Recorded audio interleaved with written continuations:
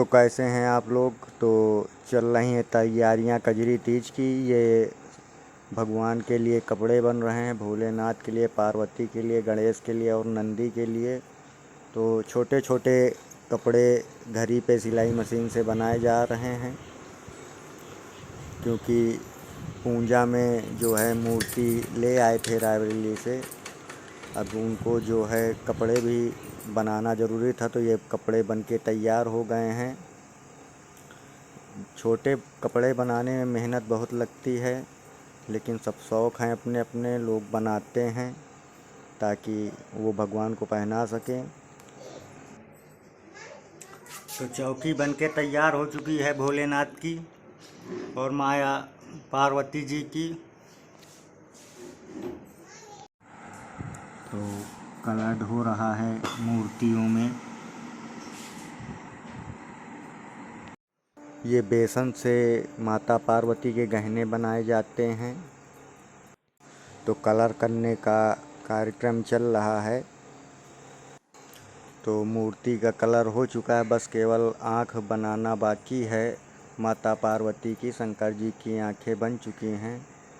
छोटी छोटी मूर्तियों में बहुत दिक्कत होती बनाना। तो कलर कंप्लीट हो चुका है। नंदी जी से मिलिए, भोलेनाथ, पार्वती माता, गणेश जी, इनसे ज़रूर मिलिएगा। तो सभी तैयारियां हो चुकी हैं यहाँ पे।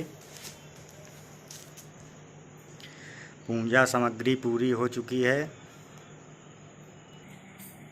तो इसमें ये जो है समी की पत्तियां हैं, ये धतूरा है, ये लाल कंदेल का फूल है, ये धतूरे का फूल है। उसके बाद आपका ये कमल का फूल है, और ये जो है मदार का फूल है ये, और ये गांजा की पत्ती हैं।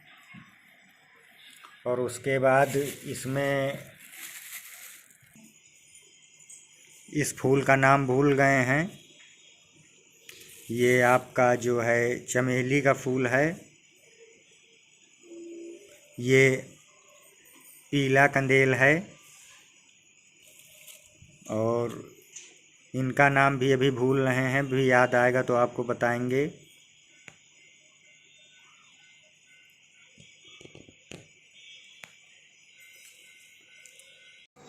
तो पूजा हमारी स्टार्ट हो गई है, क्योंकि एक टाइम होता है पूजा करने का, क्योंकि एक शुभ मुहूर्त होता है 6:20 से 6:40 तक जो है प्रदोष काल माना जाता है कजरी तीज को। तो कपड़े जो बने थे वो भोलेनाथ को पहना रही हैं। अभी पार्वती को भी पहनाएंगी, सभी को कपड़े पहनाएंगी। तो ये पार्वती का लाल जोड़ा है। पार्वती जो है लाल जोड़ा ही पहनती हैं, और नंदी जी का भी जो है बनाया गया है कपड़े।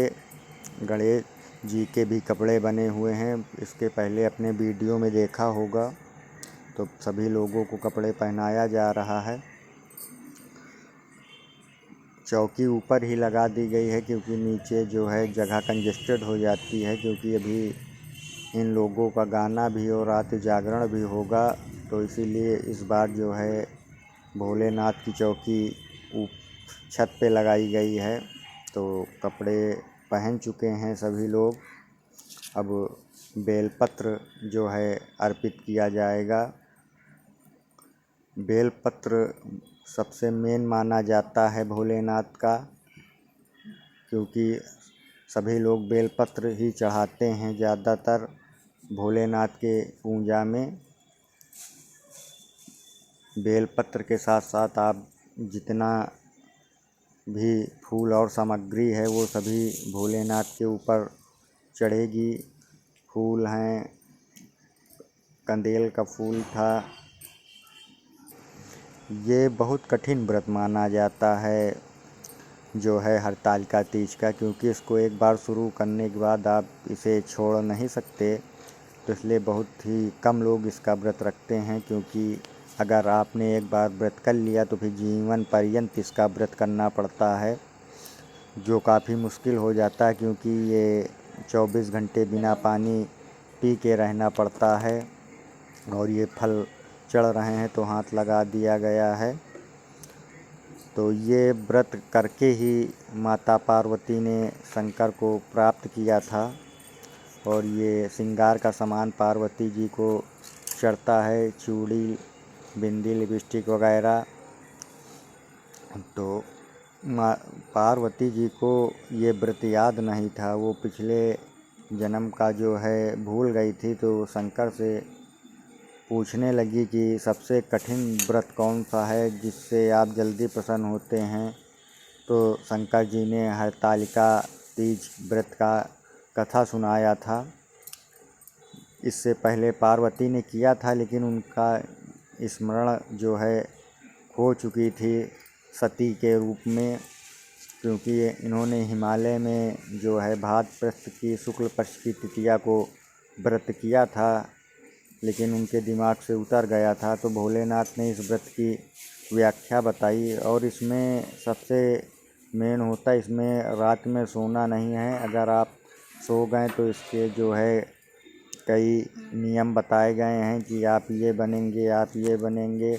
लेकिन आजकल कोई ज़्यादा मानता नहीं, लोग अपनी ही मर्जी का करते हैं, जो लिखा है उसको भी नहीं मानते हैं। तो नारियल जो है चढ़ चुका है। तो जहाँ जहाँ भी व्रत होता है वहाँ वहाँ लोग रात्रि जागरण ज़रूर करते हैं। आस पड़ोस से लोगों को बुला लेते हैं और रात में भजन किया जाता है भोलेनाथ जी का। और इसमें सफ़ेद चंदन जो है भोलेनाथ को अर्पण किया जाता है। हरतालिका तीज व्रत कथा में जो है इसका उल्लेख है। और पूजा के समय जो भी भोग लगेंगे वो केवल भगवान भोलेनाथ को लगेंगे, क्योंकि माता पार्वती का व्रत माना जाता है, इसलिए उनको भोग नहीं लगाया जाता है। जो भी भोग लगता है वो केवल भोलेनाथ का लगता है। माता पार्वती के ऊपर बस सिंदूर लगता है, बाकी जो भी ये फल वगैरह मिठाई हैं ये सब भोलेनाथ को अर्पण किए जाते हैं। तो आप लोगों में कौन कौन व्रत करता है हरतालिका तीज का, कमेंट में ज़रूर बताएं। और जो भी आपके यहाँ के नियम हैं उनको भी बताएं, क्योंकि हर जगह के नियम अलग अलग होते हैं। कहीं पे कुछ होता है, कहीं पे कुछ होता है। पूजा सब एक ही होती है, केवल उसके नियम बदल जाते हैं स्थान के अनुसार। कहीं कहीं पे माता पार्वती को पंचामृत का जो है भोग लगाया जाता है व्रत में, कहीं कहीं कुछ भी नहीं लगाया जाता, क्यों वहाँ माना जाता है कि पार्वती माता व्रत थी तो इसलिए उनको भोग नहीं दिया जाए। तो हरतालिका तीज व्रत की कथा स्टार्ट किया जाए, देखें क्या बता रहे हैं। व्रत पूजन की सामग्री: कदली, स्तंभ, आम्र पल्लव, पंच पल्लव, कलश, यज्ञोपवीत, लाल वस्त्र, सफ़ेद वस्त्र, तंदूल, चावल, कुमकुम, रोली, गुलाल, मंडलिक, गुड़, धूप, पुष्पाणि। तो धूप बत्ती लगाया जाता है, क्योंकि आसपास का वातावरण शुद्ध किया पंचामृत जाता से है। स्नान कराकर भगवान को नैवेद्य अर्पण करे तथा समस्त पूजन की सामग्रियों से यथाविधि पूजन करे। तब पश्चात भगवान का प्रसाद समस्त बंधु बांधव तथा कथा श्रवण करने वालों को दे, फिर स्वयं प्रसाद पावें। व्रत के दिन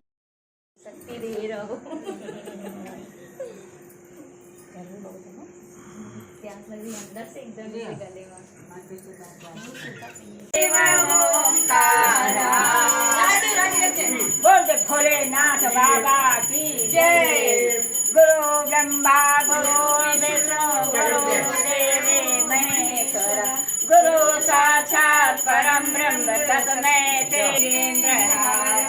सदा वसंतम हृदयारविंदे भवं भवानी सहितं नमामि। शंकर भगवान के यहाँ पर करो, शंकर भगवान का किया जाता है। हमारी मम्मी लोग बनाती थी ना, अच्छी तरह नहीं बताइए। तो ये भी आ गए हैं भटकते भटकते जय करने के लिए। तो ये कैमरा में देख के जय कर रहे थे, तो बताया गया कि उधर देख के जय करो। वीडियो बनाने के बहुत शौकीन हैं ये।